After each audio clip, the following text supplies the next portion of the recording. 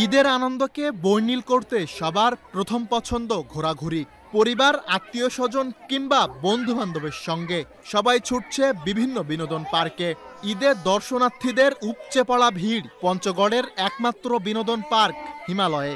নানান প্রাকৃতিক সৌন্দর্যে ভরপুর থাকলেও সাধারণ মানুষের চিত্ত বিনোদনের জন্য পঞ্চগড়ে নেই তেমন কোনো বিনোদন পার্ক। তাই তো একমাত্র হিমালয় বিনোদন পার্কে যেন তিল ধারণের ঠাঁই নেই।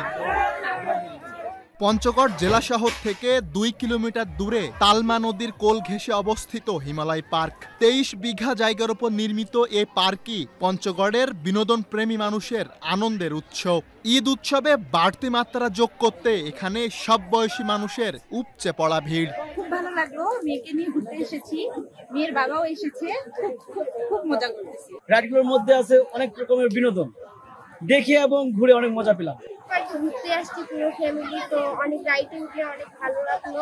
পঞ্চগড়ে তেমন একটা জায়গাও নাই, হিমালয় পার্কই আছে এটা, তো আমরা সবাই বাঙালি আসছি ঘুরতে, খুব এনজয় করতেছি। হিমালয় পার্কে একটি আনন্দঘন পরিবেশ সৃষ্টি হয়েছে, সপরিবারে আসতে পেরে খুবই ভালো লাগছে।